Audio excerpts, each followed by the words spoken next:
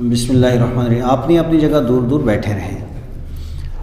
حضرت ابو ہریرہ رضی اللہ تعالیٰ عنہ حدیث کے راوی ہیں، یہ کہتے ہیں میرے مصطفیٰ کریم صلی اللہ تعالیٰ علیہ وآلہ وسلم نے ارشاد فرمایا، من افطر یومن من رمضان من غیر رخصت، اگر کوئی آدمی ماہ رمضان کا ایک روزہ بغیر کسی عذر کے توڑ دیتا ہے، یعنی اسے کوئی عذر نہیں اور بغیر عذر کے ایک روزہ اگر توڑ دیتا ہے تو اس کا گناہ کیا ہے؟ من غیر رخصت ولا مرض، اب رخصت بھی نہیں اور مرض بھی نہیں۔ رخصت کا یہ مطلب ہے کہ اگر وہ مسافر ہے تو مسافر کو تو اجازت ہے کہ وہ ماہ رمضان میں روزہ رکھے یا نہ رکھے، لیکن وہ مریض بھی نہیں ہے، کیونکہ مریض کو بھی اجازت ہے، قرآن حکیم کی نص اس کے اوپر وارد ہے، لم یقضیہ صوم الدہر کلہ وان صامہ،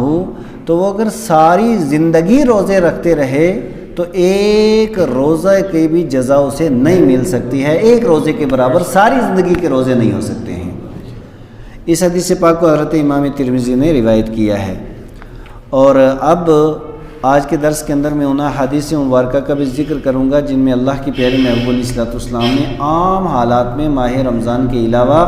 کچھ مخصوص دنوں کے اندر روزے رکھنے کی فضیلت و عظمت بیان فرمائی ہے۔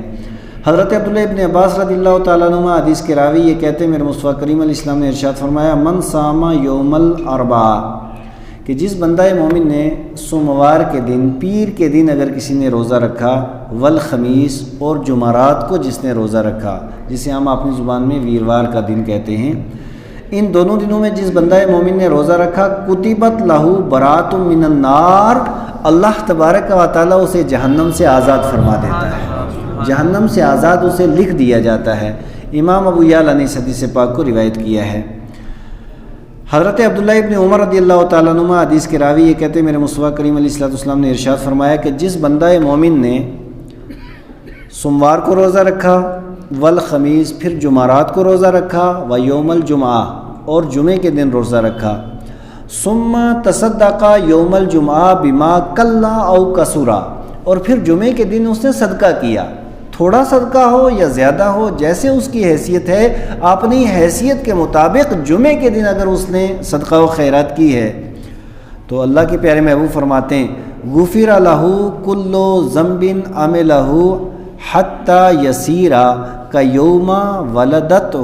امہ من الخطایا، تو اللہ تعالیٰ اس کے گناہوں کو معاف فرما دیتا ہے اور اس دن کی طرح کر دیتا ہے کہ جس دن اس کی والدہ نے اسے جنا ہے، یعنی ابھی وہ پیدا ہوا ہے، جس طریقے سے پیدا ہوتے ہوئے بچہ گناہوں سے پاک ہوتا ہے، ایسے یہ 3 دن مہینے کے اندر جو بندہ مومن روزہ رکھ لیتا ہے، اللہ تعالیٰ اس طریقے سے گناہوں سے اسے پاک فرما دیتا ہے۔ اور حضرت عبداللہ بن مسلم القریشی اپنے والد سے روایت کرتے ہیں، یہ کہتے ہیں کہ نبی مکرم صلی اللہ تعالیٰ علیہ وسلم سے پوچھا گیا کہ ساری زندگی اگر بندہ روزہ رکھے، ایک دن بھی اگر افطار نہ کرے،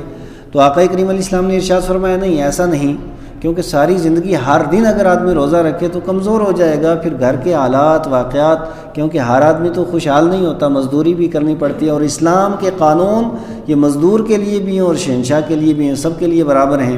تو آقا نے ارشاد فرمایا ایسا نہیں، کیوں؟ اِنَّ لِأَهْلِكَ عَلَيْكَ حَقًّا، اس لیے کہ تمہارے گھر والوں کا، تمہاری اہلیہ کا، تمہاری بیوی کا بھی تو تمہارے اوپر حق ہے نا۔ صم رمضان، رمضان کا پورا مہینہ روزہ رکھو، والذی یلی، اور اس کے ساتھ جو 6 روزے ہیں ماہ شوال کے وہ روزے رکھو، وَكُلَّ أَرْبَعٍ، اور اسی طریقے سے ہر اس کو پیر کو روزہ رکھو، سوموار کو، وخمیس، جمعرات کو روزہ رکھو، فَإِذًا أَنْتَ قَدْ صُمْتَ الدَّهْرَ وَافْطَرْتَ،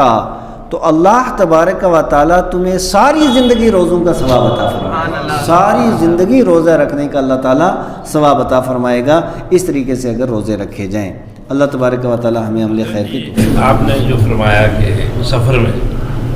چاہے روزہ رکھے یا نہ رکھے، جی جی، مطلب جب اجازت ہے کہ روزہ جیسے قصر نماز ہے سفر میں، قصر کا زیادہ افضل ہے، جی، سفر میں کیسے پھر روزہ ہے؟ میں اس میں یہ عرض کروں کہ سفر میں یہ ہے کہ ایک ہے رخصت،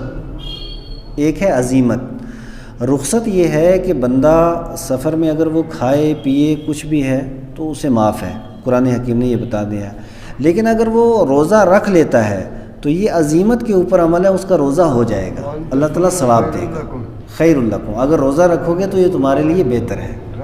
ہاں رکھ لو اگر تو تمہارے لیے بہتر ہے، عزیمت کا اللہ تعالیٰ ثواب عطا فرمائے گا۔ لیکن اگر سفر میں کسی نے نہیں رکھا تو وہ گنہگار نہیں ہے، اس کا بعد میں وہ رکھے، ہاں بعد میں رکھے، وہ قضا تو کرنی ہے نا، اگر مریض ہے تب بھی قضا کرنی ہے، مسافر ہے تب بھی قضا کرنی ہے۔